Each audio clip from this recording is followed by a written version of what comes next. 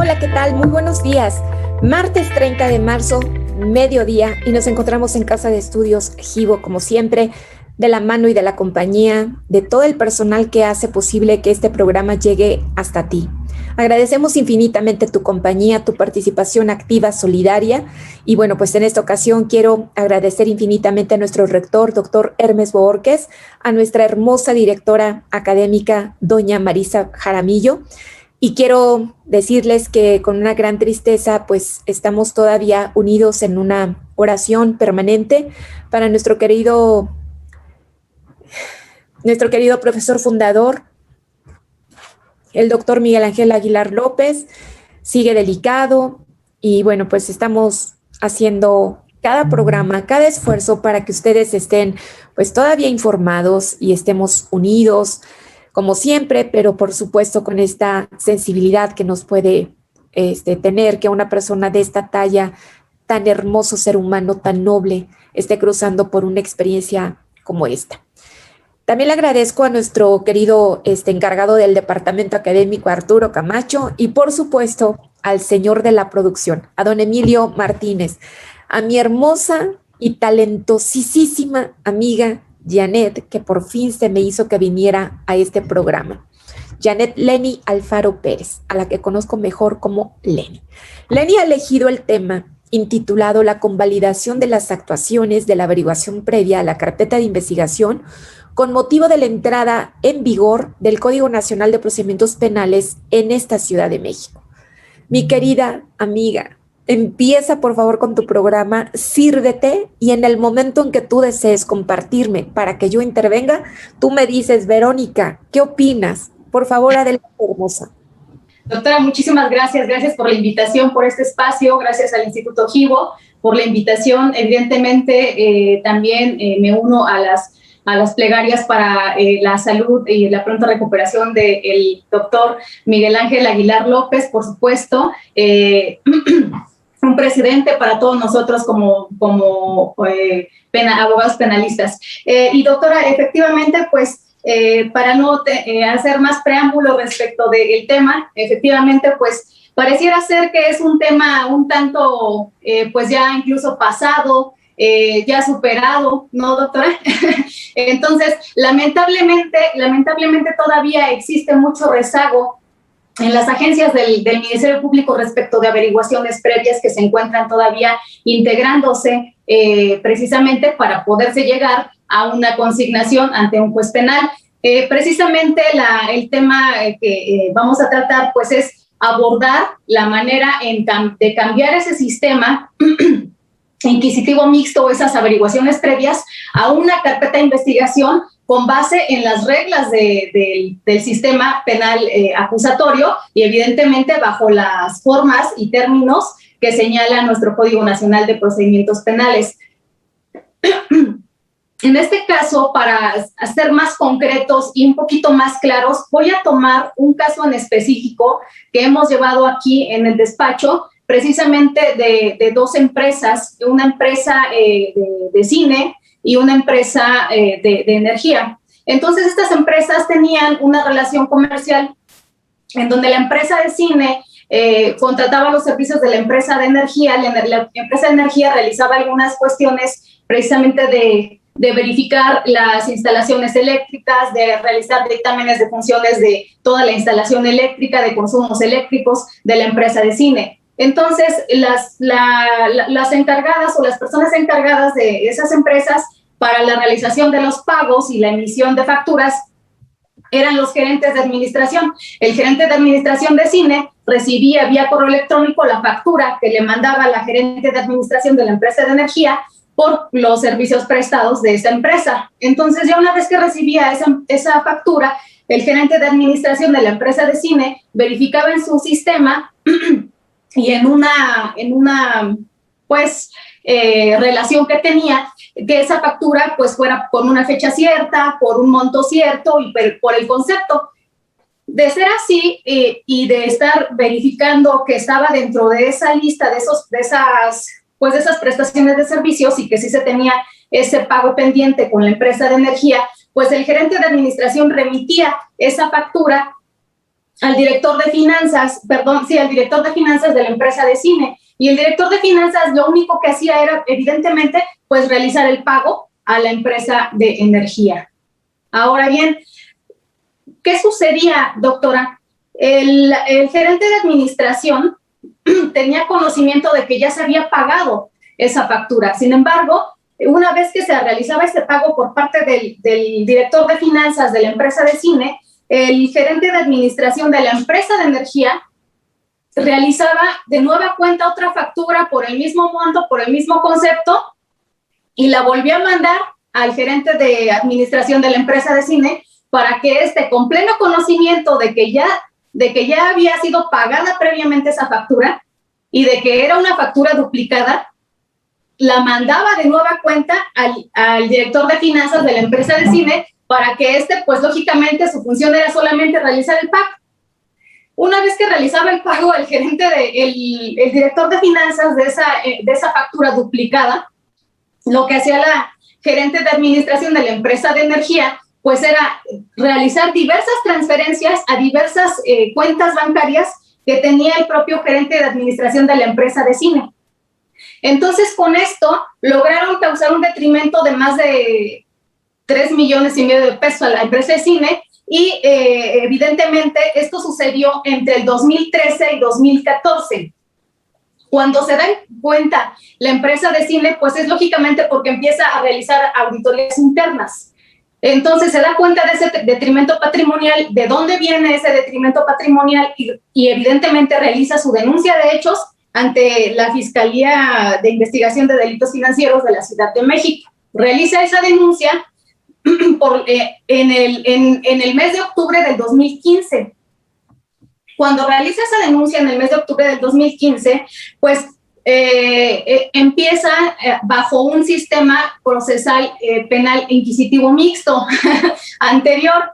Y aquí la situación es que el Ministerio Público realizó, conforme a sus funciones de agente investigador que le asigna el 21 constitucional, pues realizó diversas gestiones, diligencias de investigación para ir integrando esa averiguación previa. Una vez que la fue integrando, doctora, pues ya fue hasta el mes de octubre del 2018 que el Ministerio Público remite un primer citatorio, que sí, evidentemente hace ruido bastante tiempo, pero bueno, así trabaja en el sistema anterior, ¿no?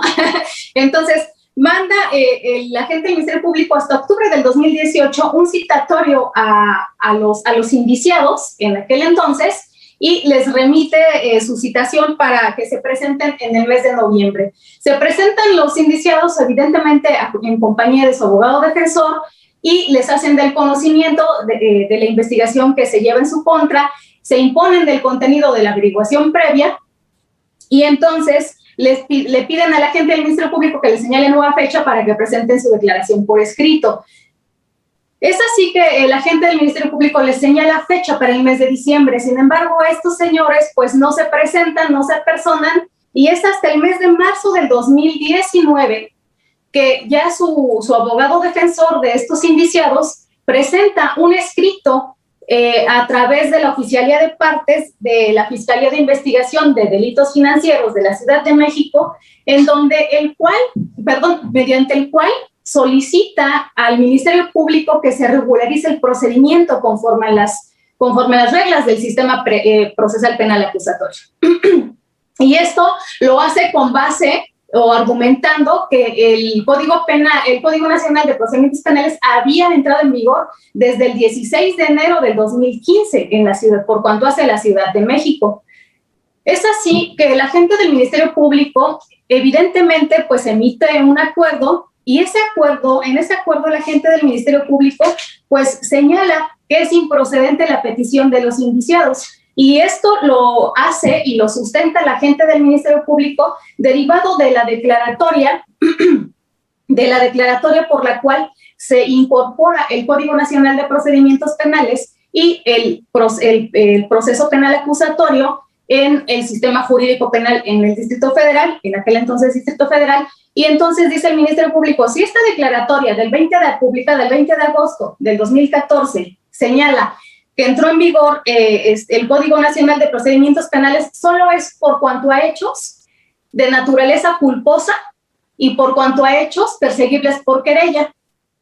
Entonces, el delito por el cual se te está siguiendo una investigación es por un delito de fraude contemplado en el artículo 230, fracción quinta del Código Penal de la Ciudad de México. Por tal motivo, este tipo penal no se encuentra dentro del numerus clausus del 76 del Código Penal, por tal motivo no admite forma de realización culposa. Entonces, no es posible que yo te pueda sujetar a un procedimiento penal acusatorio derivado de esta declaratoria. Y es así que los indiciados promueven, doctora, un juicio de amparo. Entonces se van a promover el juicio de amparo indirecto y de ahí es que el federal pues entra al estudio de cada una de las actuaciones, de en qué momento entró en vigor el Código Nacional, de cuándo fue la declaratoria de la incorporación a nuestro sistema jurídico penal del Código Nacional de Procedimientos Penales, y entra también en estudio, doctora, de las reformas que sufrió el Código Nacional en cuanto a sus transitorios, y entonces el federal llega a un análisis, hace un análisis integral en donde señala que evidentemente que el Ministerio Público no fundó ni motivó debidamente su acuerdo, y señala el federal que no fundó ni motivó debidamente porque dice, si bien es cierto, tú señalas, agente del Ministerio Público, que el Código Nacional fue incorporado al sistema jurídico penal de la Ciudad de México a través de la declaratoria del 20 de agosto del 2014, también señalas que entró en vigor a partir del 15 de enero del 2015. Entonces, no tomas en consideración unas reformas que hubo el 6 de octubre del 2015, pero aunado a eso, le dice, no tomas en consideración la última reforma que estuvo el tercero transitorio del Código Nacional de Procedimientos Penales, publicada el 17 de junio del 2016, que fue una adición, un último párrafo que se adicionó a ese tercero transitorio, doctora. Entonces, le dice el federal, si bien es cierto que en esta declaratoria del 20 de agosto del 2014 señala el legislador que se aplicarán las reglas del Código Nacional de Procedimientos Penales por cuanto hace a los hechos suscitados a partir de las 0 horas del 16 de enero del 2015, perdón, es del 16 de enero, doctora, dije 15, del 16 de enero del 2015, dice, pero tú estás señalando que los hechos sucedieron entre 2013 y 2014 y que sucedieron todavía peor antes de la entrada en vigor del Código Nacional de Procedimientos Penales al sistema jurídico penal en el Distrito Federal, hoy Ciudad de México.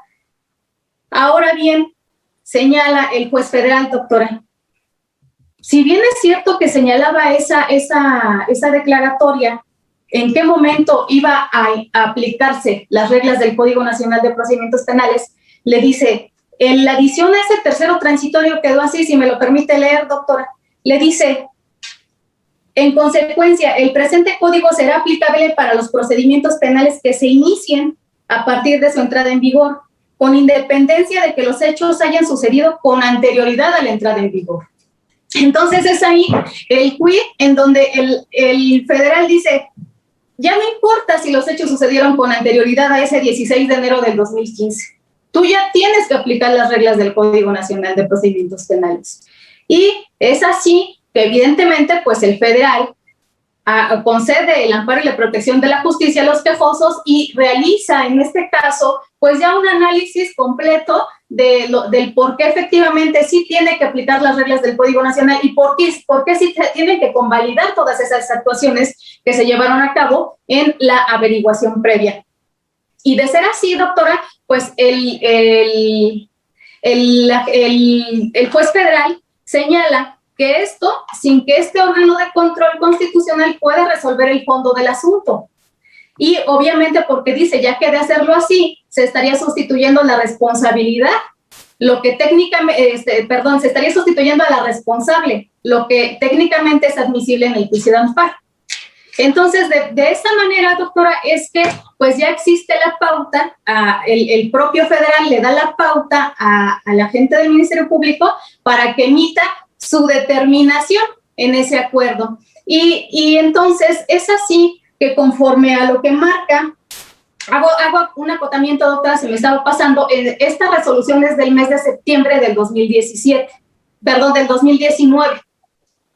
Esta resolución del federal es de septiembre del 2019, de tal manera que si bien es cierto que la gente del Ministerio Público no está obligado a tomar en consideración o a realizar su determinación de la manera que se están haciendo, pues evidentemente ya tiene la pauta, ya tiene el estudio realizado por el federal, ya hizo la tarea, ¿no? El federal. Entonces, el agente del Ministerio Público lo único que hace el acotamiento, pues es ahora cómo voy yo a realizar ese traslado de esa averiguación previa a una carpeta de investigación. Entonces, se hace del conocimiento a la gente del Ministerio Público, a mi manera de ver, doctora. Evidentemente aquí pues lo señalamos de manera no limitativa, ¿no? Entonces señalamos, pues realiza a través de un acuerdo esta convalidación o de estas actuaciones de tu averiguación previa, todas tus diligencias a la carpeta de investigación para que conforme al artículo 217 pues señales que de ello va a formar parte de los registros de la carpeta de investigación, ¿no? Y ahora bien, esto tan aunado a que incluso el quinto transitorio, doctora, del propio Código Nacional de Procedimientos Penales también señala de qué manera se va a realizar esa convalidación. Y dice, cuando por razón de competencia se realicen actuaciones conforme al fuero o sistemas procesales distintos al que se remite, podrá el órgano jurisdiccional receptor convalidarlas siempre de manera fundada y motivada. ¿Ok? Entonces,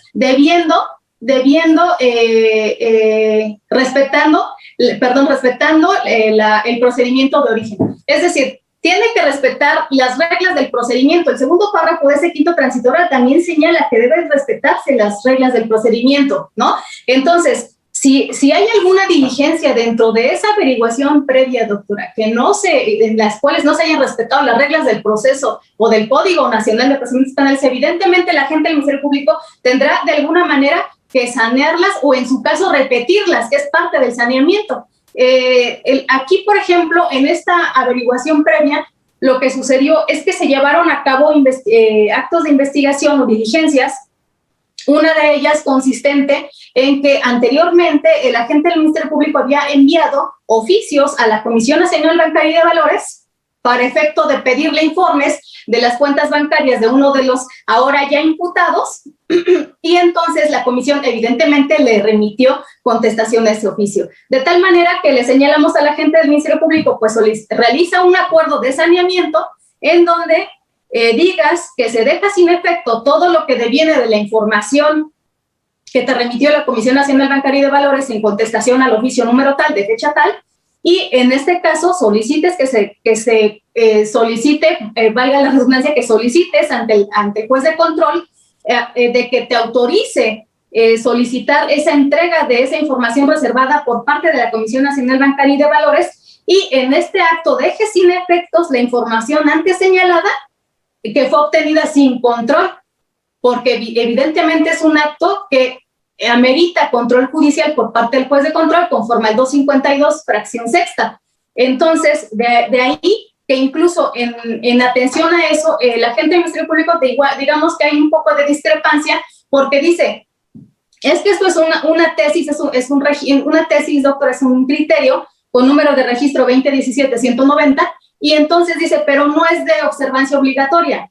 Y yo comento, bueno, pero se puede incluso después solicitar incluso alguna cuestión de nulidad conforme al artículo 264, 263 del Código Nacional de Procedimientos Penales. Entonces, para evitar cualquier futura nulidad, pues mejor sanea tu diligencia, tu acto de investigación para que pueda formar parte de la carpeta de investigación. Evidentemente, bueno, pues hay discrepancias en este tema actualmente, doctora, en esta parte de lo saneo, no lo saneo. Bueno, entonces yo le digo, pues tienes que sanearlo. ¿Por qué? Porque una vez que tú lo puedas sanear, ahora sí ya podrás asistir y a tocar la puerta al juez de control para solicitarle tu audiencia inicial y evidentemente hacerle del conocimiento todos esos datos de prueba que obran en tu carpeta de investigación y evidentemente que si tiene alguna afectación por alguna ilicitud, por alguna obtención de ilicitud, te va en ese momento a saltar la contraparte, ¿no? Y entonces el juez de control evidentemente no lo va a sanear, no lo va a convalidar porque va a decir no cumple con las formalidades que señala el Código Nacional de Procedimientos Penales. Y evidentemente, pues ya, una vez que tenga todo su acervo que integra la carpeta de investigación ya actualmente, pues ahora sí ya tendrá que ir el agente del Ministerio Público ante el juez de control a solicitar su audiencia. Ahora, ¿en qué radica esta última adición a este párrafo del tercero transitorio de publicación del 17 de junio del 2016, doctora? Precisamente en que el federal señala, si usted recuerda, la emisión de estas resoluciones de septiembre del 2019, pero el federal hace un acotamiento en donde dice, el procedimiento, conforme a este último párrafo del tercero transitorio, dice, el procedimiento da inicio, en este caso, dice, con el pliego de consignación, y todavía no tienes pliego de consignación. Entonces todavía no das inicio, entonces por tal motivo, en el momento en que vayas y toques a la puerta, estarás dando inicio, por eso es que tienes que sujetar tu procedimiento bajo las reglas del Código Nacional. ¿Por qué? Porque aunque los hechos hayan ocurrido antes del 16 de enero del 2015, a la luz de esa vigencia del Código Nacional de Procedimientos Penales, tú ya tienes que sujetar este procedimiento conforme a las reglas del Código Nacional de Procedimientos Penales. Y posteriormente, doctora, hubo un par de criterios emitidos, publicados. Uno es el 9 de octubre del 2020, que es con número de registro 2022-230, y este precisamente señala, tiene por rubro Sistema Penal Acusatorio. El procedimiento penal inicia con el ejercicio de la acción penal ante autoridad jurisdiccional y dice que el ejercicio de la acción penal formalizada es a través de la primera solicitud elevada a audiencia jurisdiccional que formule el Ministerio Público. Y dice que eso es lo que debe tenerse como inicio del procedimiento penal para efectos de la aplicación del sistema. Entonces, si el Ministerio Público todavía no ha iniciado de manera tajante o de manera, como lo señala aquí, porque incluso dice, a pesar de que literalmente no se refiere al proceso en puridad técnica, pues si bien es cierto, conforme el párrafo último del 211 del Código Nacional de Procedimientos Penales, pues el proceso, dice el proceso, no dice el procedimiento, ¿no? Dice el proceso comienza con citatorio, ¿no? Con la audiencia inicial. Me voy a permitir leerlo, doctora, ese último párrafo que es muy pequeño. Y dice, con la orden de cita, con la orden de comparecencia. Exacto. Primera comparecencia ante el juez de control. Sí. Exacto. Entonces dice, el proceso penal dará inicio con audiencia inicial, ¿no? Y entonces, evidentemente, ya como usted acertadamente lo dice, ya con tu citatorio, con audiencia inicial. ¿Por qué? Porque es el primer, el ejercicio en ese momento del agente del Ministerio Público de querer sujetar, en este caso ya al imputado o a los imputados al proceso. Por eso es que ahí deviene de que dice, aunque no se refiera al proceso en puridad técnica, ¿no? Entonces, hay otra tesis, otro registro, doctora, con número de registro 2022-335, que es publicado el 30 de octubre del 2020. Y este también habla del sistema procesal penal acusatorio. Para efectos de su aplicación, dice la expresión los procedimientos penales iniciados, y dice absolutamente el mismo contexto, doctora. Aquí habla el tribunal colegiado, dice que considera que el ejercicio de la acción penal formalizada es a través de su consignación, que es el primer sometimiento de los hechos a la autoridad jurisdiccional, y dice que este debe tomarse como pauta para interpretar el inicio del procedimiento penal. Y por ello es que sí, dice que si esto tiene lugar bajo la vigencia del Código Nacional de Procedimientos Penales, entonces debe seguirse su trámite y sustanciación hasta su conclusión conforme a las normas contenidas en el Código Nacional de Procedimientos Penales. Y aunado a ello, doctora, a fin de dar mayor sustento a esta emisión de esta sentencia del juez federal, que si usted tiene a bien verificar, los criterios que le he venido señalando fueron publicados posteriores a la emisión de esa resolución de amparo. Y aquí también en esta tesis con número de registro 2015-404 señalan que el proceso penal iniciado bajo la vigencia del Código Nacional de Procedimientos Penales, conforme a las reglas del sistema tradicional mixto, dice que debe sustanciarse en los términos del quinto transitorio. Por eso es que le comento, doctora, que es ya cuando el agente del Ministerio Público tendrá que ir a tocar a la puerta al juez de control y hacerle ya del conocimiento, ahora sí, cómo realizó ese traslado de esas diligencias de la averiguación previa a la hora carpeta de investigación y cómo ya forman parte de esos registros de la carpeta de investigación y cómo va a señalar de esos datos de prueba para efecto de ya evidentemente tratar de que se someta, se vincule a proceso, en este caso, a los imputados.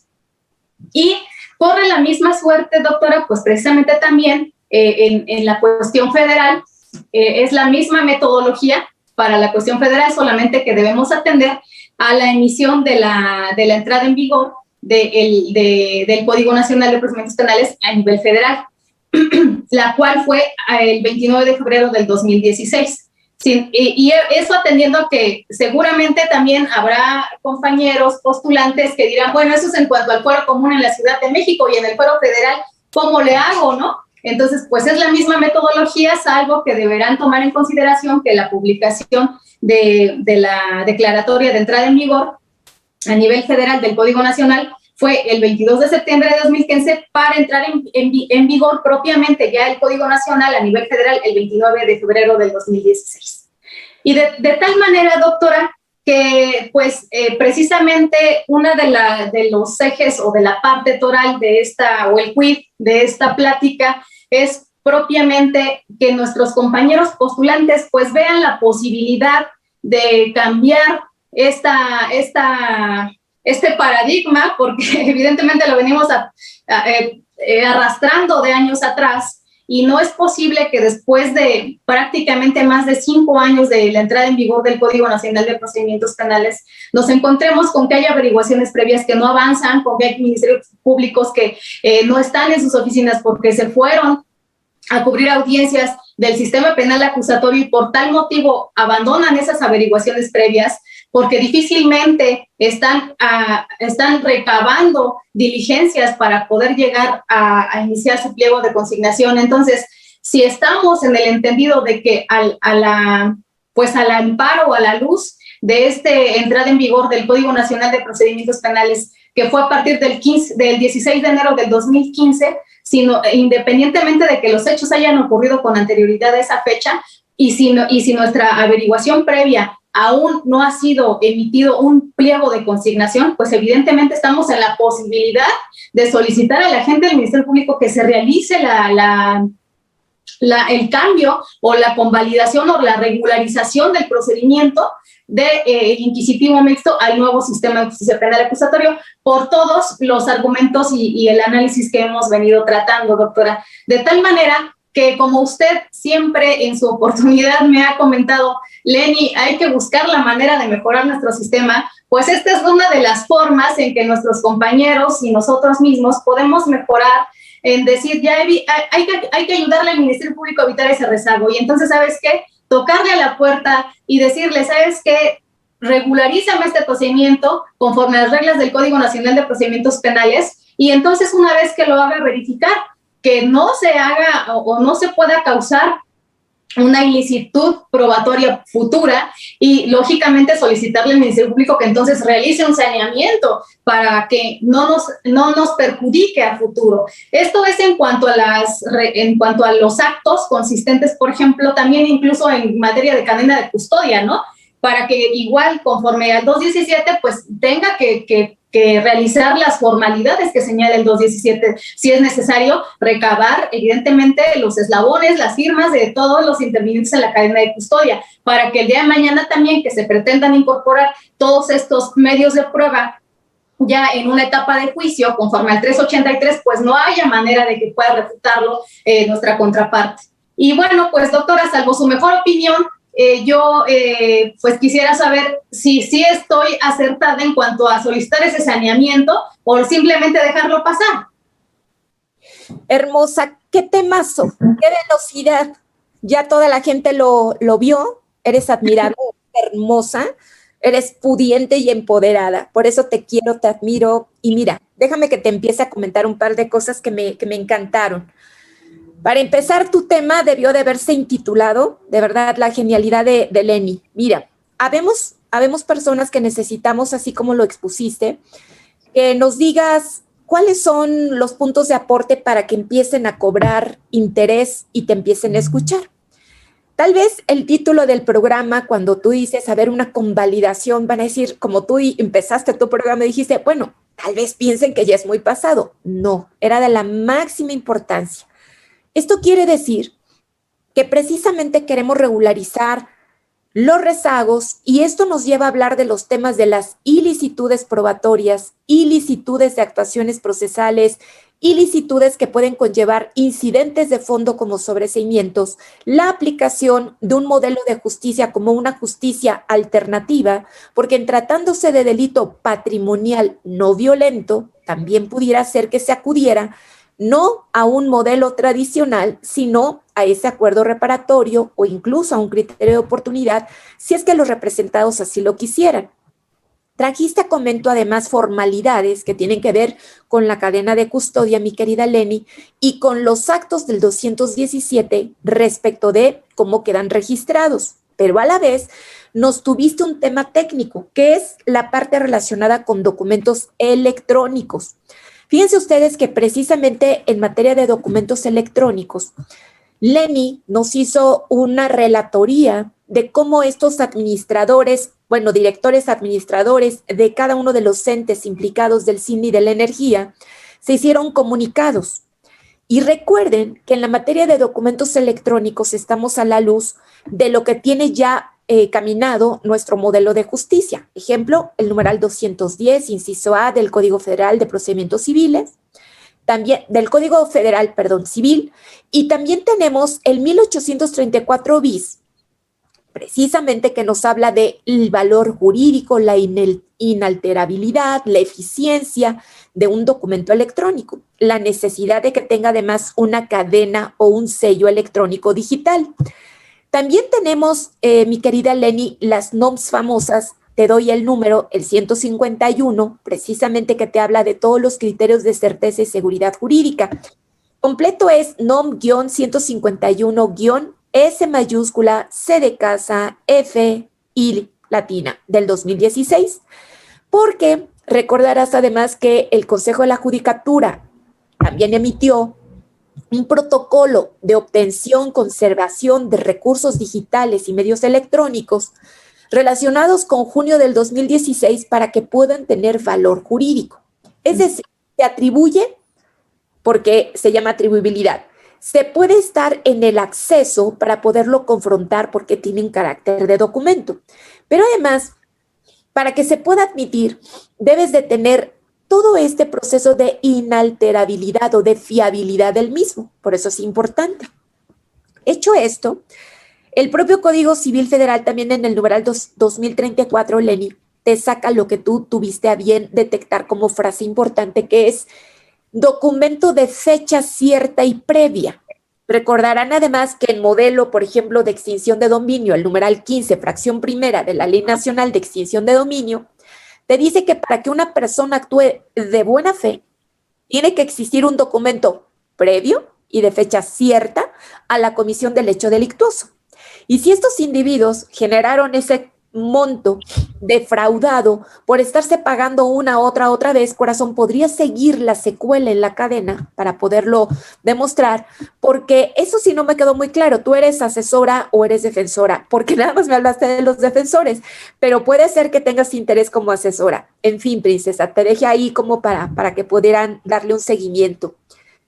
En otro sentido de lo que tú comentaste, princesa, y más de los temas que a mí me apasionan, que tienen que ver con la cuestión de fondo por aquello de las nulidades, vamos a meternos en ello. Dijiste muy bien que uno de los puntos base sobre los cuales la persona en una averiguación previa, tenía acumulado material probatorio de una Comisión Nacional Bancaria y de Valores.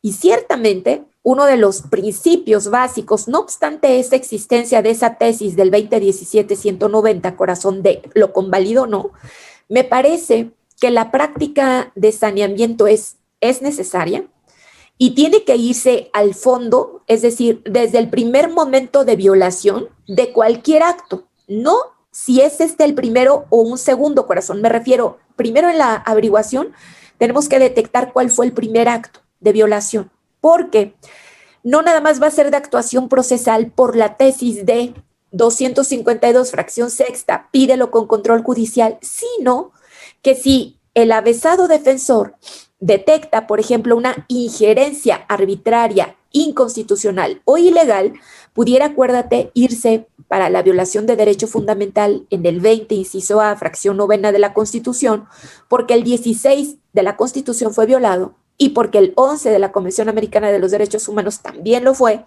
relacionado con que nadie puede intrometerse, injerenciarse en mi materia de familia, posesiones, persona, etcétera. Esto significa que todos los actos que se generaron para saber movimientos, origen, destino, montos, implicantes del desfalco defraudatorio, pues puede partir de una cadena como un efecto dominó de todo lo que se hizo mal. Por lo tanto, la sugerencia no solamente es sanear la actuación procesal que te indica un protocolo, es decir, la legalidad, sino la constitucionalidad para que con base en esas dos estrategias caminando se puedan regularizar las actuaciones. ¿Esto qué implica? Que si de origen en la carpeta, mejor dicho, perdóname, averiguación previa, existe fuente independiente, vínculo atenuado, descubrimiento inevitable, lo pudieras direccionar para que se puedan salvar las cosas y pues simplemente regularizamos haciendo la solicitud con el juez de control para que no obstante que ya conocimos, porque ese es el absurdo, Lenny, ya conocimos, ya lo vimos descaradamente, ya sabemos quiénes son los implicados, los montos, qué banco, cuántas transferencias electrónicas, cuántas de SPAY, cuántas, o sea, ya sabemos por las TICs, ¿no? Telecomunicaciones, ¿no? Ya sabemos lo que hubo. Entonces, ¿cómo quitarnos eso? Sería como borrarnos, ya sabes, en que volvimos a hacer la investigación de manera correcta y de cualquier manera llegamos a los mismos resultados, porque eso iba a ser un descubrimiento inevitable, Lenny. Te explico, súper fácil.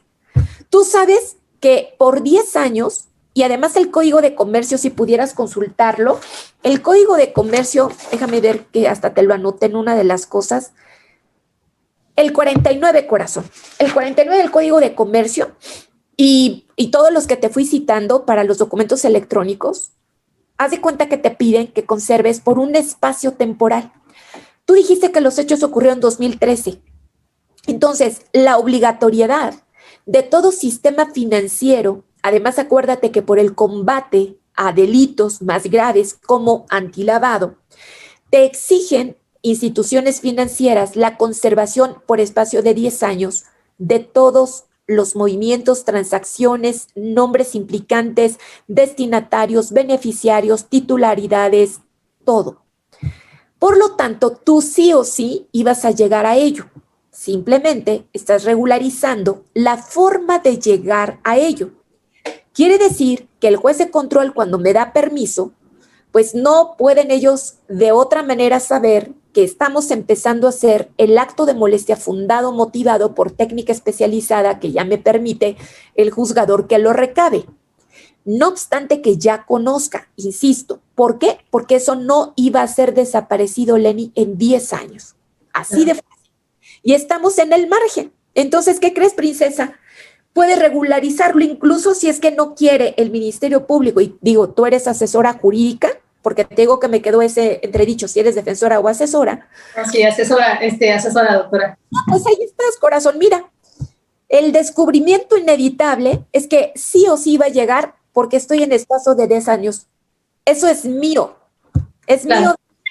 Y lo pude obtener contigo, Ministerio Público, que si lo quieres ver a la luz del sistema acusatorio adversarial, habría una violación a derecho fundamental, como te digo, la injerencia arbitraria, sin duda, la actuación indebida del 252, fracción sexta, se regulariza con una de las fuentes y tu tesis sería la 2017-774, que es la tesis precisamente del fruto del árbol envenenado, cuya corriente que vas a utilizar es el descubrimiento inevitable. O sea, ¿qué quiere decir? Cualquiera de los actos, Lenny, lógicos, jurídicos en un fraude, ¿cuál es? Cualquiera. Llegar a la Comisión Nacional Bancaria y de Valores, que refleja el status quo de todos los movimientos, transacciones que realicen entre instituciones financieras. Punto. De modo que tú ibas a llegar hoy, mañana o pasado. Eso es lo que se tiene que decir. Y entonces puede ser que el Ministerio Público, conjuntamente con su asesoría jurídica, pudiera regularizar esto de una manera veloz, certera, sin que una defensa te pueda fastidiar en ningún sentido. ¿Por qué?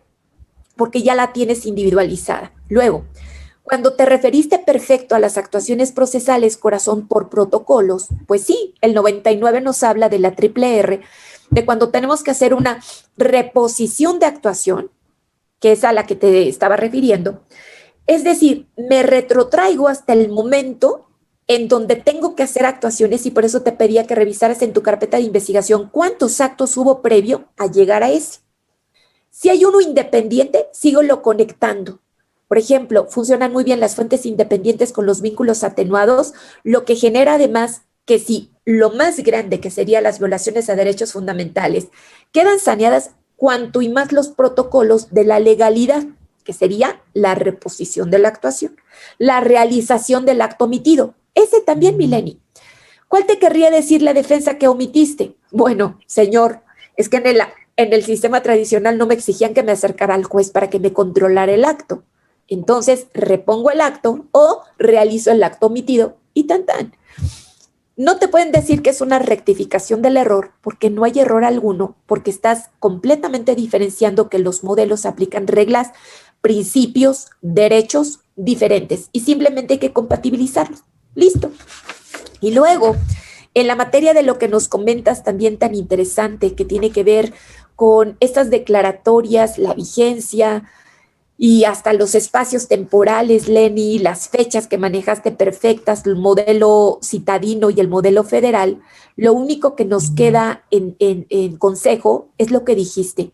No importa en qué fecha se haya realizado el hecho delictuoso, importa que se aplique el modelo de mayor protección a los derechos, a los principios y obviamente que esto nos permita en unas dinámicas de legalidades, de audiencia, de aporte de materia probatoria, etcétera, tenerlo a bien presentar. En cuanto a la escucha que tiene un juzgador, corazón, y a esta también crítica que hicimos en algún momento al 211, penúltimo párrafo, en donde se establecen los momentos de inicio del ejercicio de la acción penal, y el 335, párrafo primero, en especificaba que ese ya era el ejercicio de la acción penal equiparable al pliego de consignación, pues sigue siendo algo que no fue empatado, corazón, que no fue empatado con los modelos, pero que si tú lo quieres ver para efectos prácticos, creo que sería hasta de más gane, corazón, tu acusación. ¿Por qué motivo? En el pliego de consignación, recordarás que en realidad la crítica era que el pliego se convertía en una sentencia. El modelo del auto y el auto en la sentencia.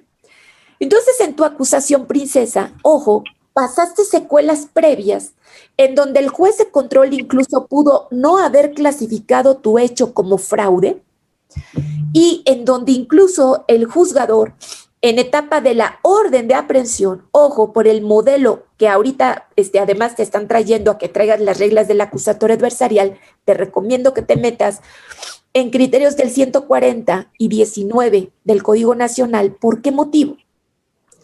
Como el modelo del sistema de delitos patrimoniales no violentos te dice privilegia la libertad y privilegiala de tal manera que si sabes que no queda en el catálogo del 19 segundo párrafo de la Constitución, 167 del Código Nacional, ojo, y no es para lo justificado como prisión preventiva de medida cautelar, te pido, órgano, que no me lo conduzcas con orden de aprehensión. O sea, ese también va a ser un punto quid a través del cual voy a mandar traer, corazón. ¿Qué significa? Tu asesor jurídico verificas del momento que te podrían traer riesgos procesales para que sí o sí con la justificada se le pueda atrever a través de orden de aprehensión, más que en el momento en que se le entere del hecho y con el cambio de la situación a partir de la vinculación a proceso solicitada y seguro porque ellos van a pedir prórroga constitucional, se pueda quedar la persona sujeta a esa medida cautelar hasta en tanto se paguen por las conductas irregulares que han venido trayendo. ¿Cuáles, Lenny? Fueron citados y fueron citados a declarar. Y Aunque en el acusatorio adversarial exista el principio de la no autoincriminación, recuerda que el equiparable para el sistema tradicional sería como, como el no acudir a un llamado obligatorio. Al prolongar las cosas y quererme esconder, y además los perjuicios que han ido increciendo desde 2013 y hasta la fecha, por el no reconocimiento de su conducta en el hecho delictuoso. Y todo esto te va a sumar, princesa, para que tú tengas un extraordinario asunto. Te quiero agradecer infinitamente, Mileni. Quisiera hablar más minutos contigo, pero las dos tenemos que salir ahorita a fiscalías y obviamente tenemos que seguir cuidándonos porque tu servidora, pues ya viste cómo ando, ¿no? Bastante, todavía alergiada. Y pues yo te quiero decir, Lenny preciosa, que este es tu espacio, que te espero muy pronto, que te quiero, que no importa que no te vea, que tú eres muy comprensiva y empática cuando me mensajeas y eso es una identidad de alma. Desde que te conocí, te respeté y hoy que te conozco más, te admiro y te pongo mi cariño, mi admiración a tu disposición. Te mando un gran abrazo, como a cada uno de los seguidores de estos seres hermosos que nos están haciendo posible que de semana por semana aparezcamos, pidiéndoles disculpa que en la semana pasada no pudimos grabar, tenemos secuelas de salud y obviamente también lo que estamos comentando de nuestro magistrado. Las sonrisas no nos salen como siempre, los ojos de cuyos traemos, pero siempre de verdad con un gran cariño para poderles decir que todos los temas y todos los consejos de una manera desinteresada los traen nuestros invitados para que todos crezcamos. Lenny, todo mi cariño. Doctora, muchísimas gracias, gracias por todo y pues le mando un fuerte abrazo. Igualmente sabe que la admiro y la respeto muchísimo, incansablemente. Cuídese mucho, doctora, un abrazo. Gracias a todos. Te adoro, Lenny. Bye, gracias doctora. A todos. Gracias, señor productor. Gracias. Que la salud reine en ese cuerpo y en esa mente de mi querido magistrado Miguel Ángel Aguilar y en el de cada uno de sus familiares. Hasta prontísimo.